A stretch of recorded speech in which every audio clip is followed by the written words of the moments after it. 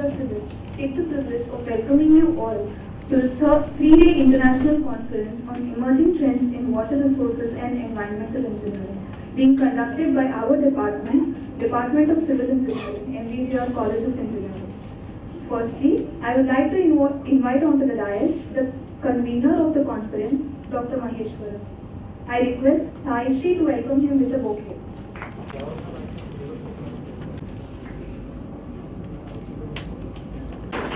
I request Gautami to welcome him with a bouquet.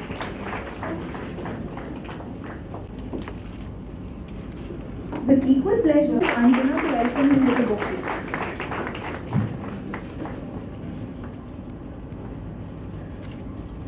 The next distinguished.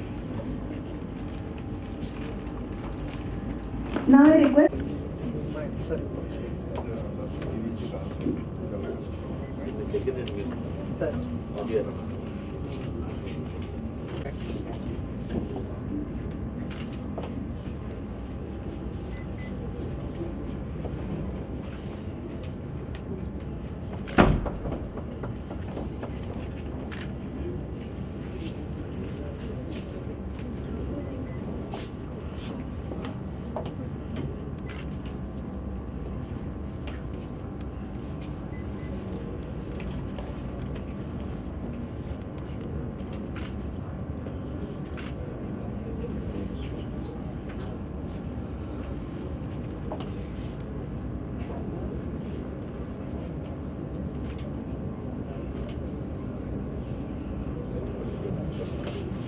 Manas Vigneswaramanisam Bhajamanas Vigneswaramanisan Bhajapurnarpana Saranuganesam Bhajamanas Vigneswaramanisan Gajavadanam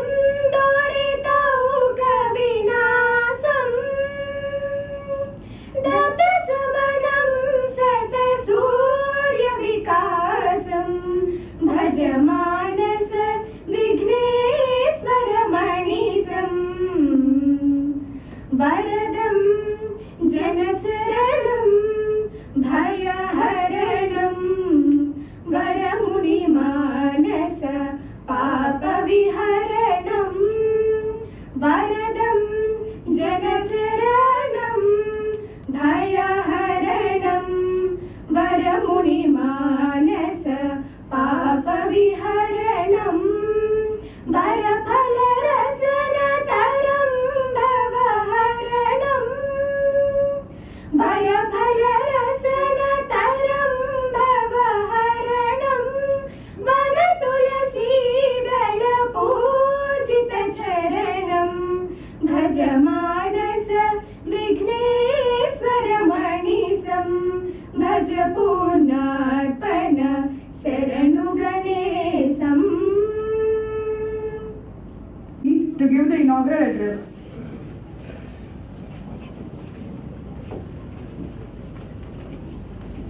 A very good morning to our College of Engineering. I extend my hearty welcome to our esteemed Chief Guest, Dr. Y.V.N. Kimu, Director NRSC. Our guest of honor, Professor Rakesh Koza, IIT Delhi. Our keynote speakers, Dr. B.K. Yadav from IIT Roorkee, Dr. Suri Naidu from NUS, Singapore, and Dr. Muni Reddy from Andhra University, and all the other delegates who have come for this conference, press and media, for the inaugural function of this 3-day international conference on emerging trends in water resources and environmental engineering. We all know that water in the development of any society. Without water resources, we cannot imagine any growth in any country. A day will come where country's richness will be defined by the quantum of fresh water resources that it is having.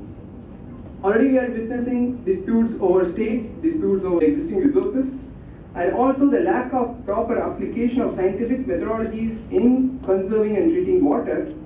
At this juncture, it becomes very, very important for young minds to understand the different issues related to water resources and the recent wherein expert people share about their experiences and the evolving and emerging methods for solving the same problems related to water resources and environmental engineering. So you'll all be delighted to know that we are going to have around 12 keynote lectures from different eminent speakers all around our country, from institutes like Indian Institute of Science, IIT, NRSC, and many speakers from Andhra University and other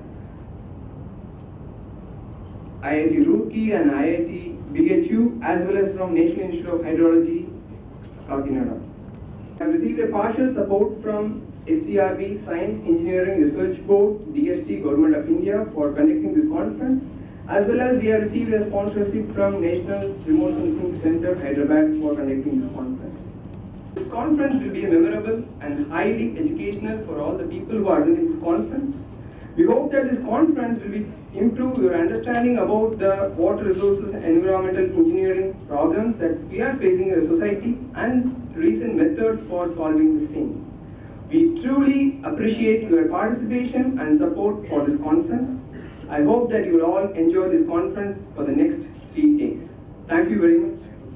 Now I request Dr. S. Chandramouli, HOD Civil, to address the gathering. Next one. Organizing Secretary of this conference, and our beloved principal, sir, Dr. K.V.L. Razigar, and today's guest of honor, Professor Rakesh Kaushal from IIT Delhi, and today's friends and student friends, a very good morning and warm welcome to all of you for this 3-day international conference on emerging trends in water resources and environmental engineering. So before, as already my colleague described about the conference, briefly I want to tell about my department as head of department. Actually, our department of engineering was established in the year 2009 with an intake of 60, and later in 2012 it is increased to 120, and also one PG course is sanctioned in 2012 with an intake of 18, and the department has got accreditation by MBA for 3 years. The department has well-equipped laboratories and well-qualified and experienced faculty blended with industrial experience. We have faculty members with PhDs covering all specializations in our department. The department is, so now coming to this conference, as already mentioned by Mahesh, there is no need to give importance of this water. Otherwise, our future generations will suffer like anything. There is no doubt about it. So we, so-called educationalists, it is the responsibility to give awareness about this. So that's the message I want to give on this occasion. And I'm very happy to note that very eminent personalities are attending this conference as keynote speakers, and their deliberations will be very DST for sanctioning a partial support for conducting this conference. As well, I thank Director NRSC for supporting us partially in conducting this workshop and conducting events like this. I hope that this event will be a grand success, and all the participants and everyone will be benefited and enjoy a 3-day stay at the MV. Thank you.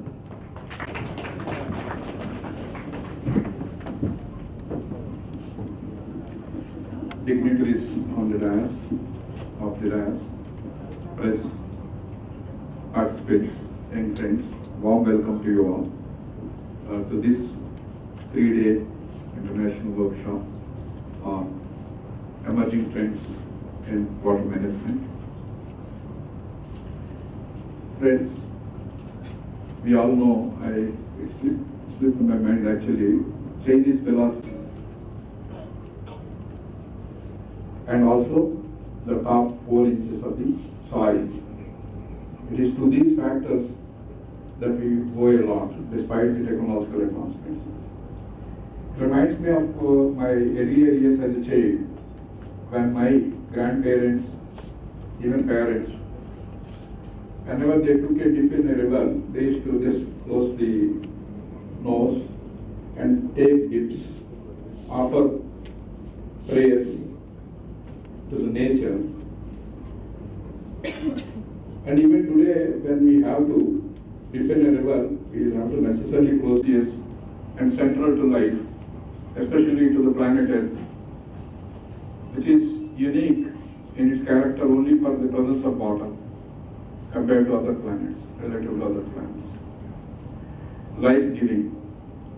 But somewhere, as necessities increased, exploitation, unbridled exploitation, though actually limiting the kind of benefits that mankind derived in earlier centuries from the same water. Navigation is one in our childhood and even prior to that. Freight carrying and passengers, low cost, in sync with nature, without really producing any kind of pollution. Of course, we cannot wish away, given the explosive growth in population, the requirement of need for industrial growth, and at the same time cannot afford to ignore the costs associated. Even in effluent treatment or sewage treatments, just I was listening to some of the professors' discussions, very enlightening, even those few minutes. Murthy Garu, he made a mention that when there was a question from one of the friends from press, the disputes interstate and between countries on water. Yes, that apart, we have plenty of water resource. Only a part of it is being made use of. Reason is we are unable to leverage the available technologies to harness and share, distribute the resources. Even 25% of what we really have an access to, if we can bring to use, we need not have disputes about. That's the kind of understanding I made from what he said. Of course, disputes apart, I said, they continue to persist because it is so precious. But the way we abuse this natural resource, somewhere a civilization which revered this precious resource, treated as God, suddenly drifted in its culture, and we suddenly don't respect what it is. And the costs associated, consequences associated with not really treating them or bringing them back to before we letting them into regular use. There are many challenges on this front, friends. The world is now rather looking at this key resource into future, and people who have access to and have knowledge enough to nurture and make better use of would lead a better life in the years to come. Otherwise, they might even lead to water wars in the days to come, making our lives more miserable. So coming back to this conference, there are advancements, emerging trends, the way water resources can be managed. Of course, there is a need for disseminating these knowledge, new knowledge, and facilitating its implementation for better standard of living. This workshop, I believe, with the kind of experts that we have coming these 3 days, it's a rare opportunity for many of us, all of us in fact, to listen to, interact, and extract the best and whatever, make most out of the opportunity. And it's one opportunity which seldom comes. Convergence of so many experts from different diverse systems sharing their perspectives on this challenging area. Listening to them would be an experience and an experiential learning. I wish and hope all the delegates and also participants would go back by really enriching themselves on the trends that might make, rather open a new window to our future. I Thank you, sir. I request everyone to keep your mobile phones in aeroplane mode. Now I call upon Sri Sandeep to introduce the guest of honor.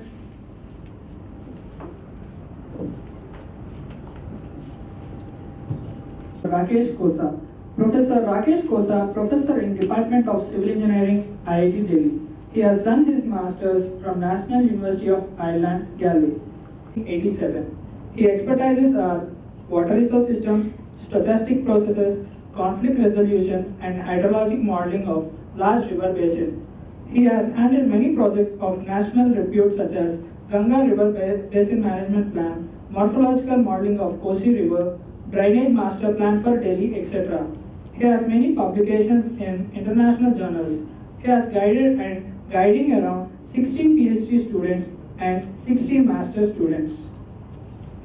His current position at IIT Delhi is a professor. His specialization is in water resources engineering. His qualifications are BE Hons Civil, MTech WRE, MS Hydrology, and PhD. His prestigious projects are Advisor to Government of Karnataka in Krishna water disputes between Karnataka, Maharashtra, and Andhra Pradesh. He is also advised Government of Kerala on Mullaperiyar Dam project and connected issues with Tamil Nadu. The committee to the Governing Council of Central Water and Power Research Station. Ministry of Water Resources, River Development and Ganga Rejuvenation, Government of India. And Ganga Rejuvenation, Government of India. His broad research areas are hydrology of large river basins, stochastic modeling of large area aquatic bodies, climatic change and climate variability issues, multi-objective study of integrated water resources systems and groundwater systems. Thank you, my lord.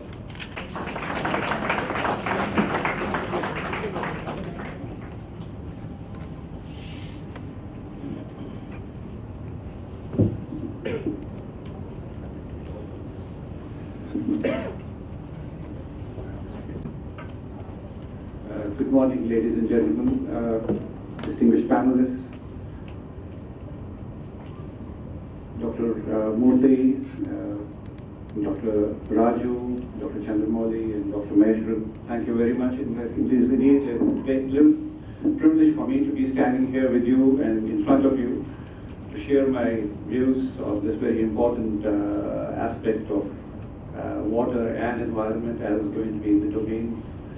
The focus invocation. I would also like to extend a very warm welcome to all the distinguished scientists who are here, the delegates, the students. In fact, what's most heartening for me at this point in time is to see a large number of students here. And the scientific conference is actually a very open platform. In fact, it's a very unique experiment in democracy. And that's because this is the only forum where you have the freedom to present any thought that you might have.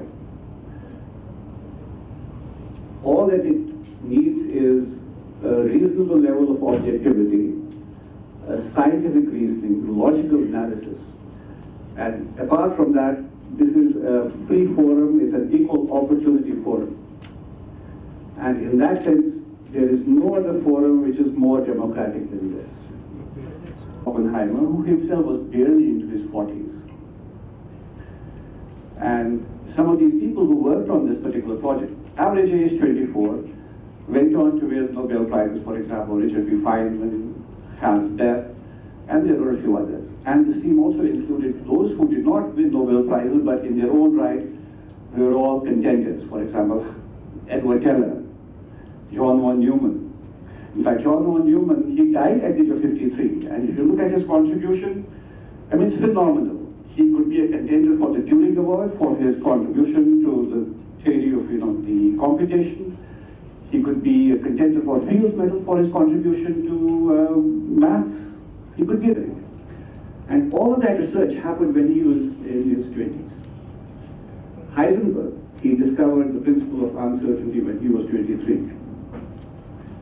So the world is your stage. I think I would like to appeal to you not to underestimate yourself on account of your age. In fact, we are the ones who are on the wrong side of the learning curve. You are on the right side of the learning curve, you are on the right side of the productivity curve, and you are the minds that has a better capacity to assimilate, use, understand newer technologies. And you are better minds because you are actually at that particular stage of life where you have all the powers of innovation, creativity at your disposal. And this is to anybody else here. And As I said, this is the most democratic platform you're going to get. This is also the least democratic in one sense. And it is least democratic because you can stand on your own against majority opinion and yet be right. And this theory was put together in 1935 in England. And when he presented it at a conference in UK, he was almost dismissed of. And such was his demoralization that he chose to leave England and seek refuge in the United States.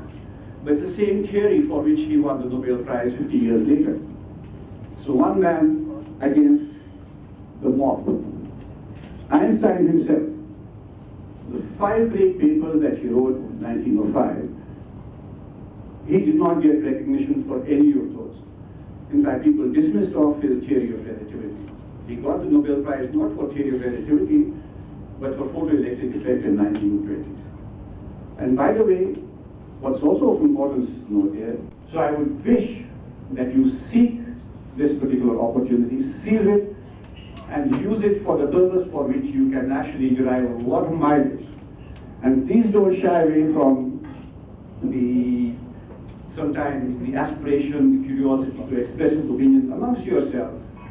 Because as I said, this is an equal opportunity platform, but it doesn't belong to any mob. There's a single person who can stand against the mob and say, I am right, but I don't agree with the measure of majority. Environment was confined to study of public health as part of the discipline of civil engineering. And what you would be doing was sanitation, maybe water supply and water treatment. But today, environment has actually exploded out of this domain of civil engineering. You have overlapping areas like chemical engineering, where life sciences, biological sciences, atmospheric sciences, where you study air pollution and transport pollutants, effect of aerosols, pharmaceuticals. As newer and newer compounds are being made, the impact of these newer compounds on water is obviously going to be a concern. Then you have the nanoparticles. It's a new game. So you are no longer confined to the domain of civil engineering, but this is where your influences are going to be felt. And in that sense, water is also and there are also conflicts that come, and often water resources people are always in conflict with the environment. So I think this is an opportunity for you to seek a resolution. So we talk about conflict resolution in the domain of water resources. There's also a need for conflict resolution between environment and water. An example would be, for example, the position that a water resource engineer would take with regards to dams, sustainability. And what is the position an environmentalist would take on these issues? So there are a lot of challenges, and I don't want to waste your time any longer than I have. So thank you very much, and God bless you all, and wish you a great, great conference. Thank you. So I call upon Babita to introduce the chief guest. Good morning to one and all. I am here to introduce the chief guest of honor, Dr. Eliseti Venkat Nagakrishnamurthy. Dr. Eliseti Venkat Nagakrishnamurthy, born on 15th March 1958, received his Masters in Science in 1979 and doctorate in Remote Sensing Studies for Integrated Resources Data Management System in 1986 from College of Engineering, Andhra University. He has joined Indian Space Research Organization in 1987. Currently, Dr. Krishnamurthy is Distinguished Scientist in ISRO and working as Director, National Remote Sensing Center, and responsible for Earth Observation Satellite Data Acquisition, Processing, Dissemination, and its applications. Earlier, he has worked as Scientific Secretary, ISRO, and spearheaded the major policy level functions in respect of planning of ISRO's program for near and far future as the Member Secretary to the ISRO Council. Dr. Krishnamurthy has significantly contributed for more than 3 decades in promoting geoinformatics for natural resource management and extending its use at grassroots level. His contribution in developing innovative methodologies by integrating high technology geospatial inputs into conventional methods had greatly facilitated in ultimate assimilation of these inputs by the concerned method has greatly technocrats, bureaucrats, NGOs and end user community for various thematic applications. Japan, Bangladesh, and Malaysia. Dr. Krishnamurthy has been conferred with awards like Bhaskara Award from ISRS, Lifetime Achievement Award from Deccan Geographical Society of India, Astronautical Society of India Award for Space Sciences and Application 2012, ISRO Team Excellence Award 2009, Astronautical Society of Indian Team Achievement Award 2009, National Geomatics Award for Innovative Application by Indian Society of Geomatics 2008, Hari Om Ashram Prerit Dr. Vikram Sarabhai Research Award 2003 for his innovative contributions. Dr. Krishnamurthy has about 174 technical papers and 150 technical reports to his credit. Dr. Krishnamurthy has guided 6 PhD scholars and guided development of nearly 25 customized open source software tools. The distinguished guests on the dais, Professor Ashok Kosa, Dr. Lakshmi Patraju, the principal of this institute, and Chandramoli, Maheshwaran, and delegates who have come from various IITs and NITs and academic institutions of repute, and youngsters who are all there, and also faculty from this institute, and also a lot of youngsters who are there, ladies and gentlemen. It's a privilege for me to be here with you because I'm part of this institute. Whatever is there, to hear from you what you're doing, learn from you, and also share something what is happening from our side. And then the conference, I'm very happy such a conference is being held here. And then the guests have come all the way from Delhi and different parts of the country, and also their views on certain subjects. And the conference themes has been given a wide spectrum. It's very interesting to see right from household water management to the recharge structures which has to be done in the rural segment, which goes in, that means both urban and rural, and quite a few things in terms of urban floods, next to that. This is a wide scope has been given for you. As Professor Ashok Kosa has mentioned, a democratized view has come here all the way. I'm from here, and then I see this coast, which is very fragile. But hardly 100 meters from the coast, we used to get fresh water, sweet water. You can just take it and drink in my research days. Today, you don't have that luxury because everything got polluted. And the planners and the bureaucrats have been advised what not to do, but they did the same because of financial constraints at certain times. In fact, I was again telling to one of the colleague who came along with me, Professor Santosh, about the Mursalava reservoir. So there's a Misfit River. So there's a huge floodplain there, and it has cut across the Kailashgiri and gone to the sea. And then before that, it made a paleochannel belt where you have the Lawson's Bay colony and other things, where the shallow groundwater is available. This was fresh at the time. But of the housing colony, because Hotpot didn't give the sufficient loan, so they could not make the sewerage system, which is closed. So the entire system is gone, or else would have survived on its own. There's no external source of water sleep. To an extent, to tell about what should be done, what should not be done for ensuring the environmental conditions in a given area. So you have sustained safe water to drink or for any other uses. But then things are changing very fast, and as I told, there is sufficient water for us, because if you see the entire country, around 295 million hectometers comes in the southwest monsoon, but with a 70% variability. That's why in India, most of the time we try to conserve water and use it for in a different way. But unfortunately, in between, there is a gap which has happened. But then we have to now quickly look into such and also take up the schemes what the government has following. One of the major scheme of government is integrated watershed development program. Almost like 12 to 15,000 rupees per hectare is being spent on almost all parts of the country. So there's a major investment. You have to mentally calculate what does it mean. It's a huge money. Can you calculate how much the village has hectareage, how much is the block has a hectareage? If you calculate, you will know what is the money which is being invested by the government. Because it feels conservation is the principle and the smallest drop per drop.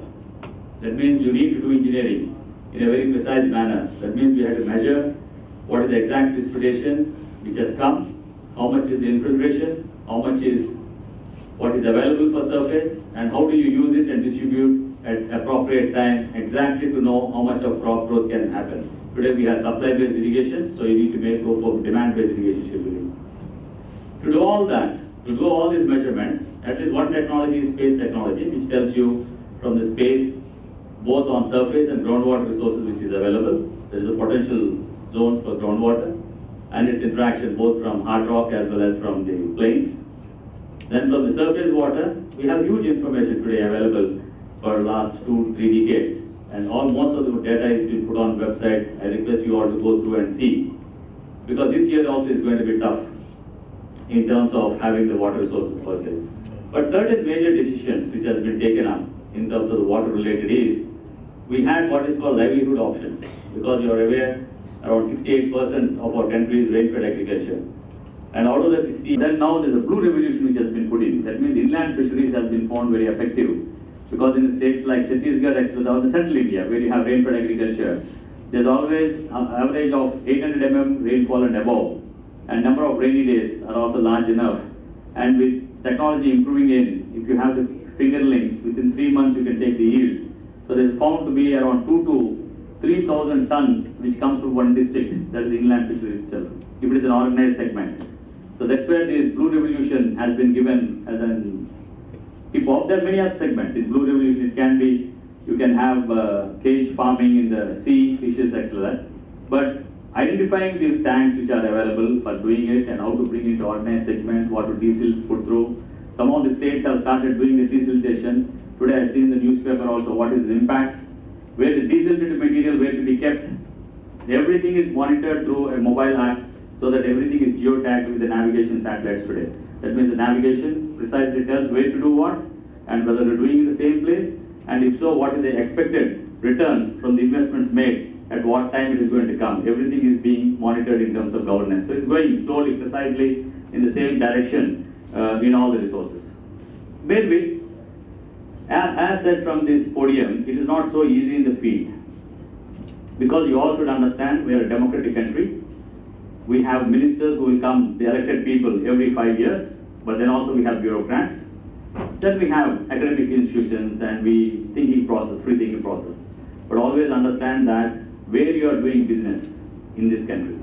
So you should respect the people who are getting elected every 5 years. And the bureaucracy which changes every 2 years or 3 years. Because the system is available. You want to do something, do there. Be a level playing field. We cannot go beyond a particular time into revolt on certain things. If your purpose is to have the best of the water resources, best of the environmental engineering principles, make the best measurements, make good models, show certain predictively what its repercussions are, and what are the changes which you are going to do, how it is going to impact, with confidence. But for that, you have to go to the field.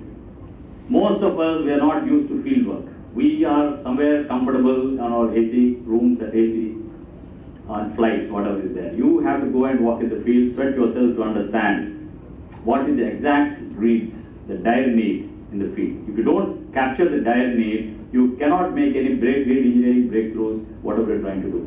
Means if you want to become a person where there's a less competition, but more scope for you to do, and you are the expert, if you want to bring it, you have to understand actual dire requirements. Then design your measurements, whatever you're going to do. How do you optimize so that it becomes a break-even analysis in terms of your activities. Then whichever instrumentation, whether you want to put in space, you can put in field. Most of the time we look at space, but we don't have to do everything from space. There are a lot of IoT things today, which is available in everyone common person's requirements or the mobiles or whatever use is there. Kindly try to look at more of sensors which are coming in, because here you have a good integrated faculty from different other disciplines besides civil engineering are here. But unfortunately, having all this, some of our railway bridges are failing. Why it is so? So we kept all the data what we did. We have geomorphology, land degradation, land use, last 15 years, what is happening. Now it is up to you to take an area and put a 4-point and see what is the peak runoff rate, how it is happening for the urban modeling, hydrological modeling, urban floods, whichever is there, we can do that. But by doing all this, can you do a small thing for a little bit of urban plantation is very much needed in this country, which we are not doing. We want groundwater. The moment you press tap, open the tap, you want water. From where will you get that water? It's whatever has been suggested. We never did it in urban areas. And we want borrow water from somewhere else, very far off places. and the demand is increasing like anything. First, try to understand every area has its own strengths. Understand that, measure that properly, model them properly, and try to see how much you can augment with the existing sources than borrowing from somewhere. This borrowing problem is a major problem that should not get into our mindset at all. That has gone into our mindset. So we think everything we can buy, we can borrow.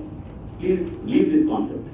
Kindly understand there is inherently something is available, where it is available, how do I develop this available, and how much of that I can share with others. If you are able to understand the problems of water and the environment related, many things we can solve. As long as we don't do that, we keep on speaking, there are publications, but in practically we are facing problems every day and enough. And then the toughest times, last year, lot of water was not there, water is not there, a lot of cattle is lost. No one knows what happened because of droughts. But in the floods today, it has been reduced to drastically no loss of life, including the cyclones, courtesy the space-based inputs which are getting to the modeling, which is helping in terms of the landfall and the cyclogenesis. But then, most importantly, every life is very, very valuable to each one of us. If you keep that as a central point of our subject, all other problems like bureaucracy, politics, everything is become a thin line. And whatever you are doing, because the purpose is very clear, so this is where we had to be very clear. Why when people went and landed on moon many a time, when we had to do, I had to pick the best instrumentation, so we gave an announcement of opportunities. But our goal is to find hydroxy molecules on moon. That's our goal. Purpose is clear. As far as your purpose is clear, everything will fall in place. If the purpose is something else, then nothing will be clear. So my young friends here, we did our job. Now we are at the fag end, as Professor Ashok Kosa has mentioned. Future is yours. Please don't think there is someone else. God is going to come and help you. You are the God and you have to help yourself and others. That's the most important part of the theme. And here, there's a topic, a lot of experts are going to come and speak to you. Kindly pick up the points and come out with your independent resolutions, what you can do future for yourself, and also collectively at the end of the panel discussion, which will collectively come from the seminar, and from ISRO, we'll be very happy to understand what are the recommendations which has come. At least few of them we can take it forward, where we have the group of secretaries which has been formed by the government and which is going to meet. If we are able to introduce few of them, and at least even a partial success is there, still we are very, very successful in doing our sincere attempts. And I'm thankful once again for this institute for organizing this international conference here and bringing all of us together. Thank you once again.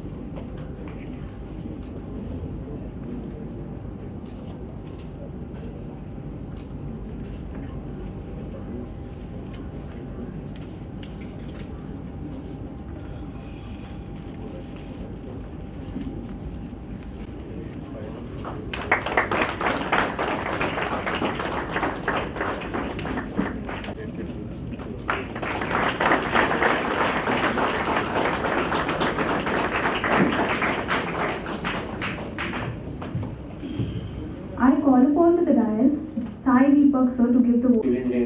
I'm privileged to propose the vote of thanks. First, I would like to thank the management, Mansas Trust, for giving this great opportunity in conducting this international conference here today.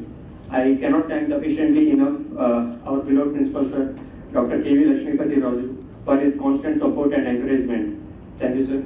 I also would like to thank the administration team for supporting us in conducting this event.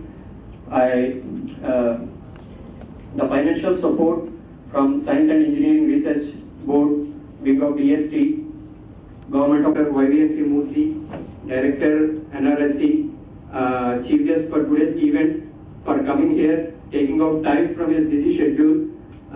Thank you, sir. Thank you for coming here. I also would like to thank Dr. Rakesh Kosa from IIT Delhi, who is guest of honor for today's event, for being here. Thank you, sir. I also like to thank the other keynote speakers who are here today. Dr. B.K. Yadav from ETWREE, Dr. Elsu Naidu from NUS Singapore. I would like to thank all the participants who are here, who traveled from different parts of the country to be here and participate in this international conference. I would like to thank the support of the teaching and non-teaching staff who really worked hard in conducting this inaugural event, who really this event. I also would like to thank the students who really worked hard, all the volunteers. I thank the Department of Civil Engineering for giving me this opportunity. Thank you. The best of the gender today, including plantations.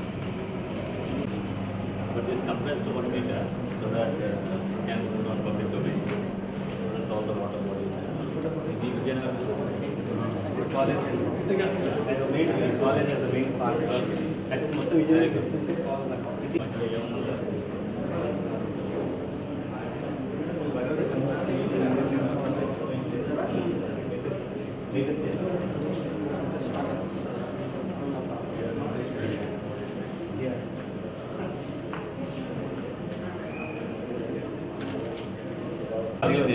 Five other cities also we mentioned. And also what we did is school children arranged in the designs. And then for the school, I know which of the satellites is going to pass on that. So we well in advance. So that day they want, actually I want the children to be seated or someone, people, but they couldn't arrange early morning. This is the Gandhi Park. This is the Gandhi Park, yeah. Exactly. And then this bottle they kept with a cross. We want to keep it as a landmark because drones and all doesn't cover so much of large area.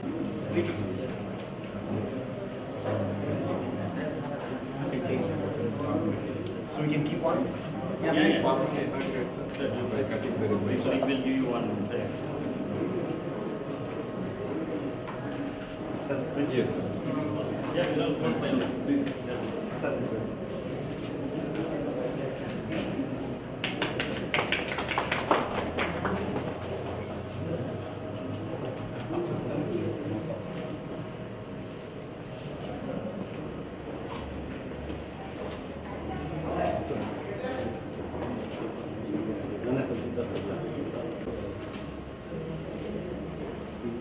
Arcades you want, that's a different project you have to take. Whatever you need to they have actually interact with make it stay what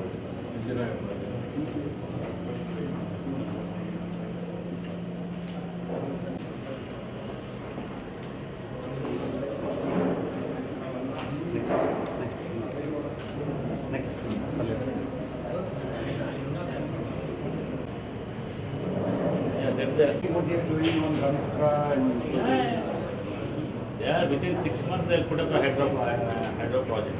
6 months. And we know the pattern in which they are doing, which one will come first. They put a housing colony, they put a village. Sir, go to cabinet secretary and then. but sir, I'm sure defense would also be taking a look at this. Yeah, because the satellites is for them. Strategic plan. But it doesn't happen with the same passion. The other is this one. It would be I think they have to fly more. It's a field in summer, it's really a tough job there. This is Bagmati.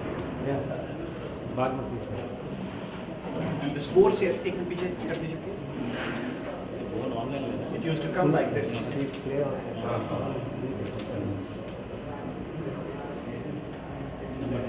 data is there. Managed data that goes back to 1930s.